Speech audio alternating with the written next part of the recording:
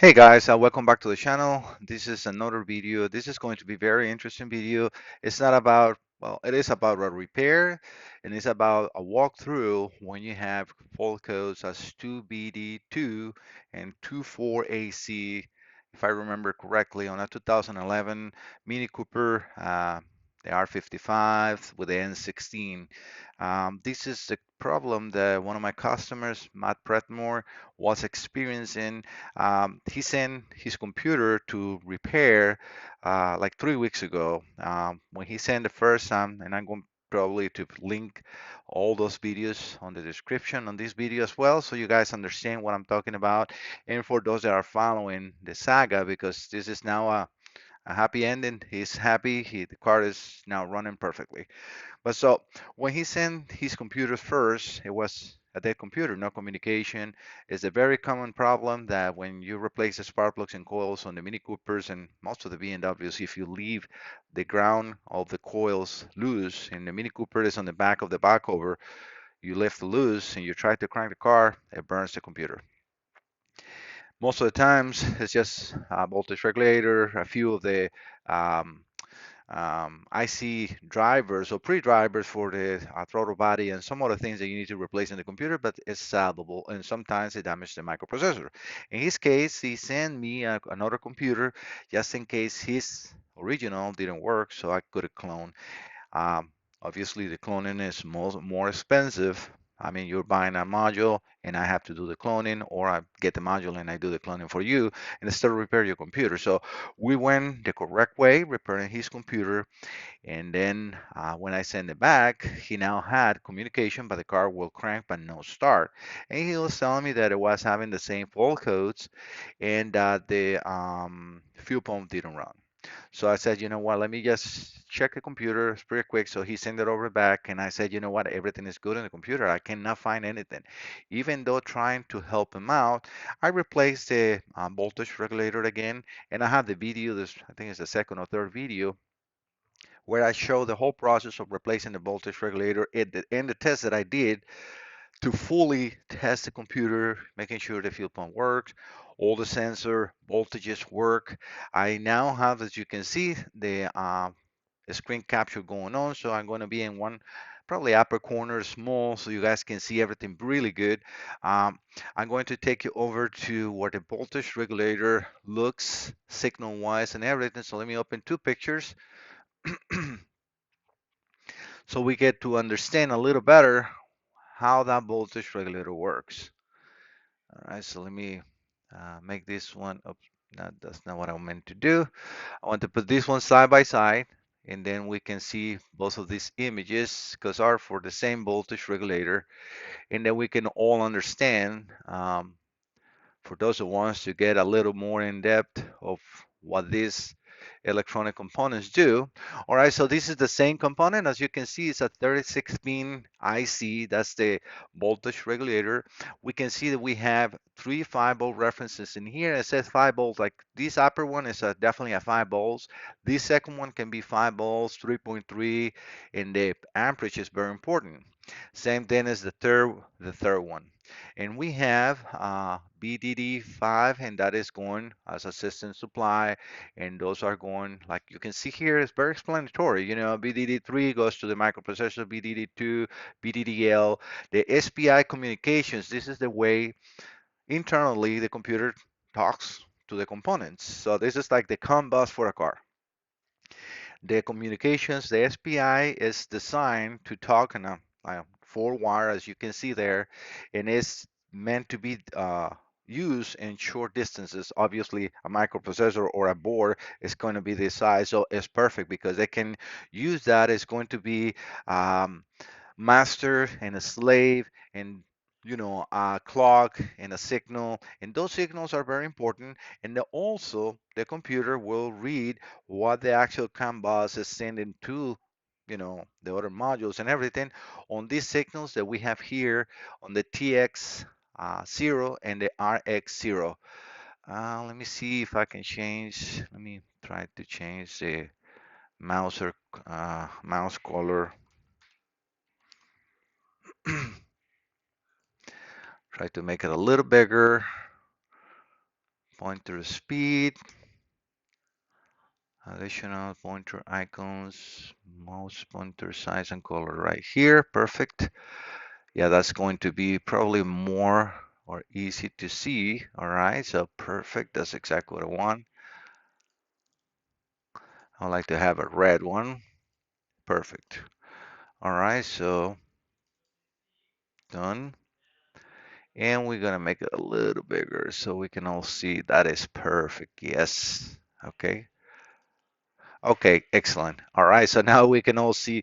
All right, so I make the mouse bigger so we can all see in the screen a lot better. So this is the way the rest of the communication from other modules goes through the microprocessor. The computer is in charge of most of the main decisions, and that's why we have the TX and the RX. Those are, again, short distances communications inside a board that now the CAN network, or in this case from the Mini Cooper, the PT CAN will go over to the microprocessors.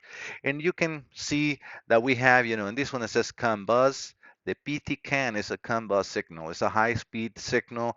PT, I will, have to see why is Mini Cooper and BMW and Rolls-Royce using that PT as a stand, probably as a, like an internal in the vehicle communication.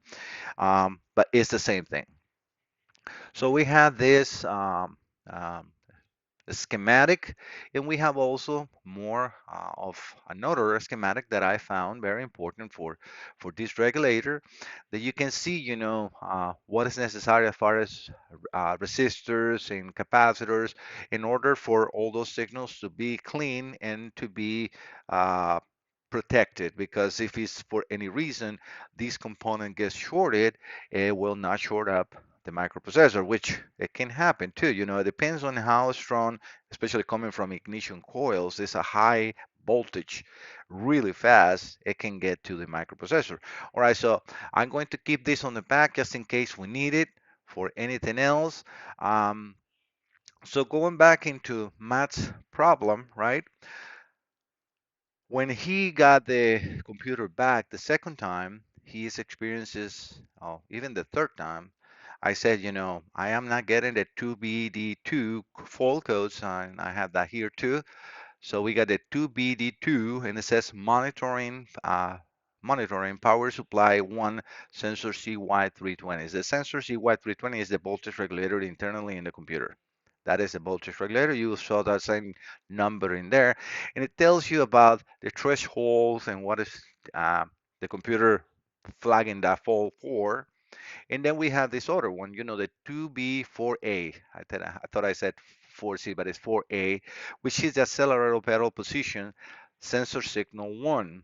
So this is where I want to emphasize this diagnostic that I went through and help him out, because this will help a lot of people around there. If you get these codes and you go over to Identifix or all data, and even the original information is very minimum to go by and diagnose. It tells you that. Okay, well, yeah, thank you so much. That's not helping me for anything. So I went ahead and took my time. I am very methodic of what I do, and I always try to go from the easiest to the hardest. I always recommend to people you go A, B, C, D. Always follow your steps, no matter what you're doing. Always start with the A, and you go along the way whenever doing your tests, and you record those information. A, powers and grounds. Power's good, ground's good. C, fiber reference. That we're checking a computer, right? So we're going to check the fiber reference, and that's exactly where we nail it down with him. Because here, and this is a very good hint that I uh, show is okay, we got accelerator pedal module position sensor signal 1 as a fault code. That's not happening in here. You can go back to video 2 or 3. Again, all the links will be in the description. And you see that that didn't happen here. And I was very strong with him. It's like, this is not happening here. We need to go, everything is on the car. And I was 100% correct. All right, so I'm going to show you a little bit of the conversation with him. Okay, these are the first codes that he got. We can see here, let me see, yeah, 2B4A and 2BD2. So again, same full codes. And this is December 22nd. or this is not the latest one. I can close this. We don't need it no more. And this is where the conversation starts with him this time. And he was very frustrated because, he cannot figure it out. I said, don't worry about it. I'm going to help you out and we will make this work. All right. So if we can see here, he was not getting the accelerator pedal signal, probably because he didn't crank the car, but he was getting the same power supply one still, right? So we got that in there. You can read the conversation. I said, let's look for the refrigerant pressure sensor, and I'm going to take you now over to our wiring diagrams. I'm going to go step by step how I guide him in order to narrow down and fix this car.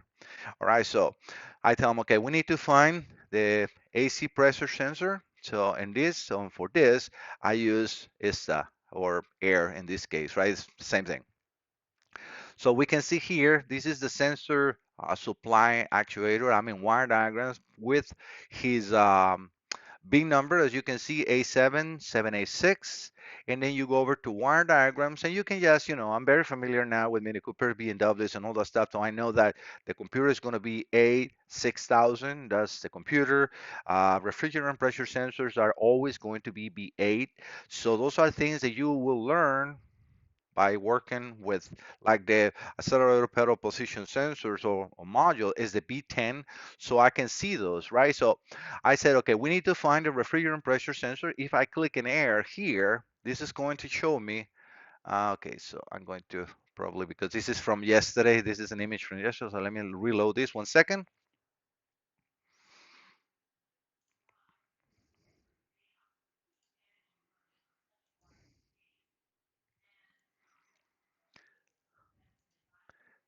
We got the B number in there, perfect. And this is actually good, like that you guys see how I found it. So I go into wire diagrams, and I just put in there, let's say BA. The reason I choose the pressure sensor is because this is going to take me to the supply, which is a fiber reference for sensors and actuators. So if I click in this one, that's the same wire diagram we were before, right? So excellent, right? All right, so in here we can zoom, with a mouse and everything is all colored. It tells you exactly the color, and that's how I help them out to see the color. Look for a yellow and gray, in this case for the accelerator pedal, because this is a very unique sensor. The accelerator pedal module has two fiber reference, probably the only one in the entire car. I will have to see the throttle position or the throttle body, but I think this is the only one that uses maybe those two. Let's just rephrase that because those are super important signals, right? The computer wants to know is a redundant information to make sure that they're working. Reason why they have two separate fiber reference, one for redundancy, and secondly, as a backup. One goes down, the car can keep going. The computer knows where the accelerator is, where the throttle body is, and it's not going to destroy an engine because it goes and rev up too much, right? So that's very the second main reason they have that. So if we see here, and this is very good on this a schematic, a wire diagram, we can see that we got a three of here and then another three here. These are completely different supply voltages, and you can see is 5 voltage 1, 5 voltage 2, and 5 voltage 3. So okay, I said, you know what, we got a common denominator in here.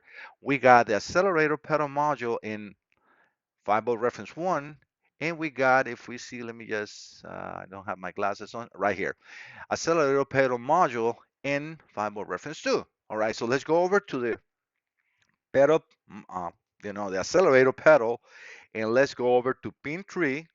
And I ask him, can you tell me what is the voltage in pin 3? All right, if we follow his conversation, which is I going to go step by step. I'm not sure if I have that one. Oh yes, right here. See, so he says on pin 3 he has 5 volts. I'm like, that is correct voltage. Are you sure the volt's still there? Because I said, let's he said, I send you the email, the fault code that he's getting, which is what we just saw before.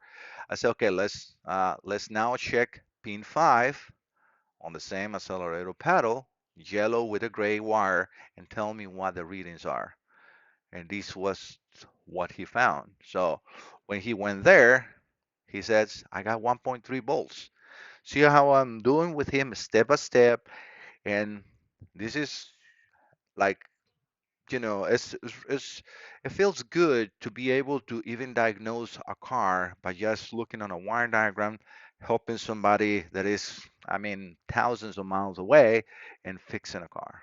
He's actually feels so happy too because his car is running. So, and it's very, very nice. It feels very nice. So we have 1.3 volt.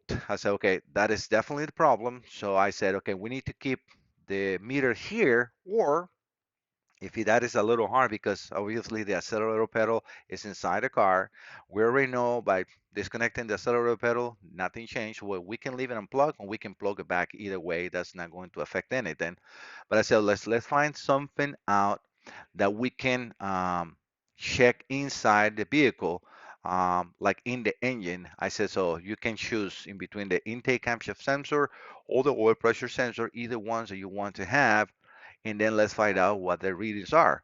I also said I want to have the intake, one of these sensors, so you can, like, he pick up the we pick up the refrigerant pressure sensor, which was a little hard to find. And if we pick the picture in here of this refrigerant position sensor, sorry, pressure sensor, it shows very easy to get right here from from the location, but it's actually under the tube of the intake. So he had to remove this, but he found it, and that's also the picture that I'm going to show you.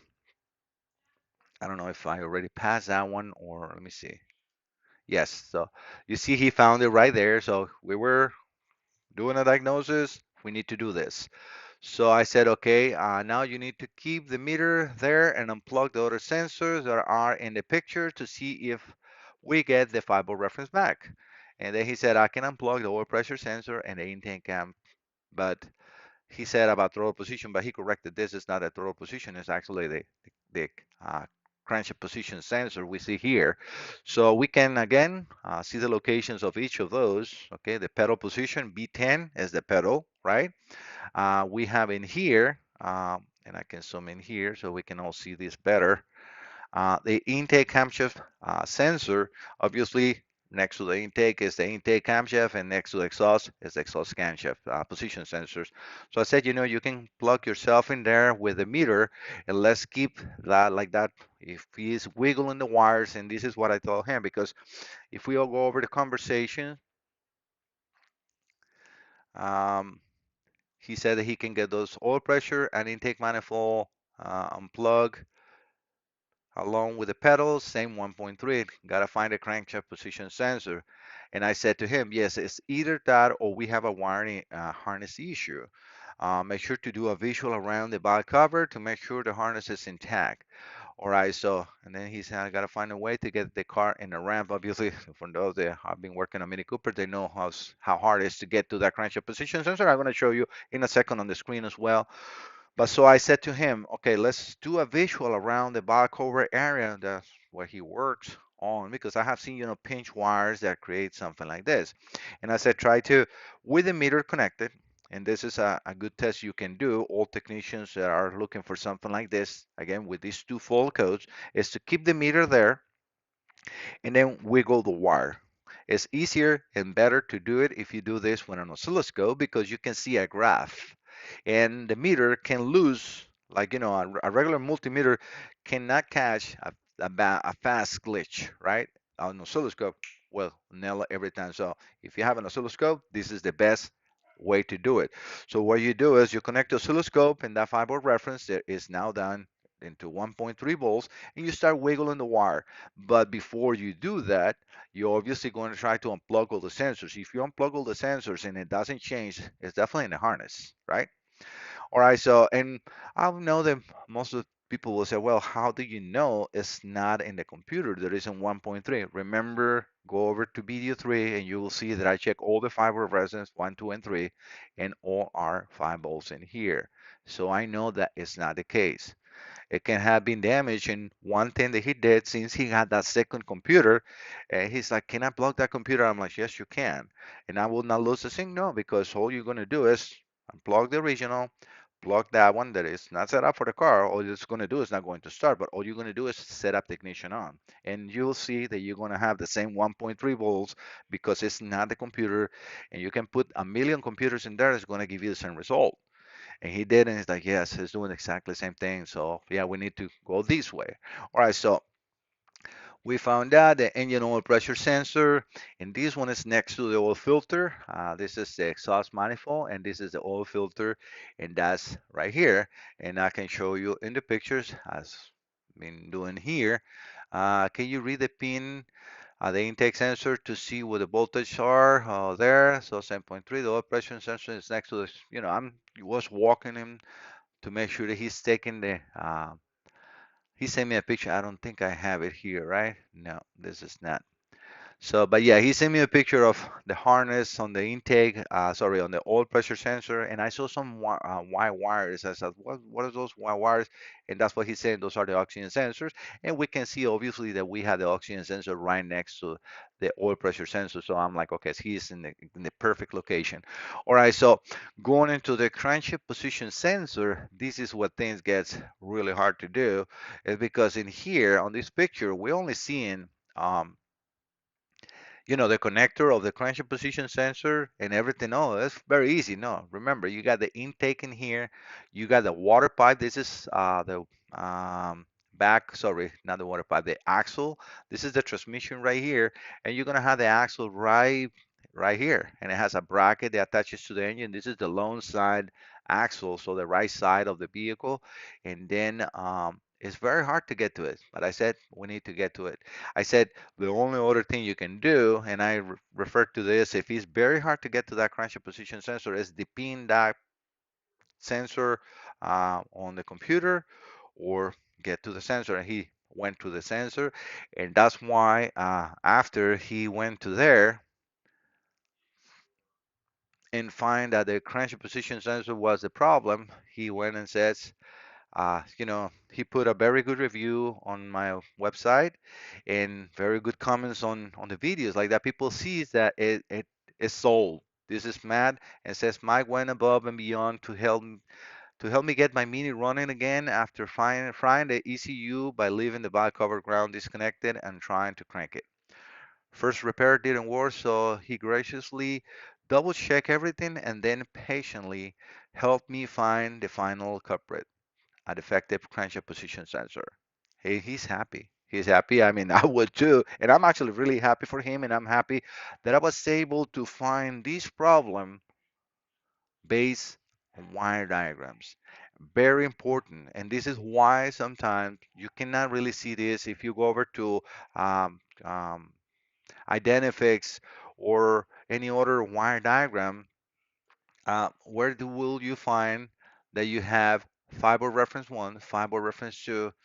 I don't know how to take that red thing away. Uh, all right, let me go back here. Oh, still there. I can move now.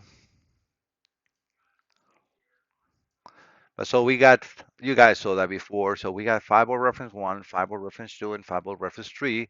If we go over to the pictures, that's exactly what we got here. Fiber reference 1, fiber reference 2, and fiber reference 3. So this is exactly why it's so important to get schematics, to get wire diagrams, function operation, the function of operation of what you're working on, and then you can solve everything. I always said, as long as I can get information of what I'm working on, I can fix anything. And I have so far no problem. That's why sometimes people call me, it's like, hey, dude, I have a computer from a four lift. It's very, very, very close to a four engine. I'm like, I'm sorry, but I cannot. If you have a full wire diagram schematic, oh no, I don't. I'm like, I'm sorry, I've been there, and all it does is just waste my time because there's no information. He doesn't have information. I would really like to help you, but you have to get in contact with the manufacturer of that lift. If you can get me a full wire diagram, then I might be able to help you. The second reason I don't work on any of that that I don't have is diagnostic equipment. I need to see values. I need to see responses. If I have a scanner that I can connect and I can see, values and everything like you saw on the other videos, you will see on the other videos when I can, change temperature, change the accelerator pedal position, I can see responses. Then okay, the logic on the computer is good. With most of the lift and equipment like that, they have a box inside their own lift that sends signals like light. So you can test that there, but it's diagnostic equipment, not that I know. So, and that's what I don't work on those kind of computers. I'm sorry if I am letting some people down, but again, you cannot spend that much because otherwise I will let myself um, short with what I'm doing. And also, I like to specialize in one thing. I'm working on not heavy duty, like I do work on diesel computers and everything, but just automotive. You know what I mean? Not no Peterbilts, no Cummins, no nothing like that. It's all what I can do with my scanners and everything. I'm very good on what I do because I stay like that. All right, guys. So this is like I said, a short video, hopefully that I want to share with you all on how we solved this situation with his car, and that he got very happy. Now his car is running, and this is how we nailed down. So if you got again the 2BD2, let me go back to those full codes so I make sure. So yes, if you got the 2BD2 and a 2B4A, do this test that I just walked through, and I guarantee you, you will narrow it down. And I'm not saying that cannot be the computer. If you remove all the sensor from either one of those fiber reference and it's the same, okay, you will say, okay, well, how do you know it's not the computer? Okay, well, in this case, I check it here. But if you are in your vehicle and you want to know if it's the computer, then what you need to do is depin, in this case, 46, 22, 50, and 39, because we know the sensor is not the one that's pulling down that fiber reference down, right? But how do you know that it's not the wire? Again, pinch, cut, rubbing. Remember, vibration, heat and vibration are the worst enemies of the harnesses in the vehicle. And the problem is when technicians remove and install stuff, not every single technician is careful enough to put all the clips where they were, all the clamps where they were, and then the harnesses start moving, and that creates rubbing, and then at the end a wire that is cut.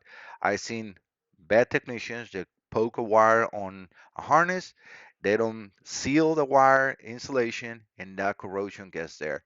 That all can create the same issue. So, but if you unplug the connector or the pin, and then the fiber reference stays the same. Unplug the pin and stays the same. Unplug the pin and stays the same. Then unplug the pin and stays the same.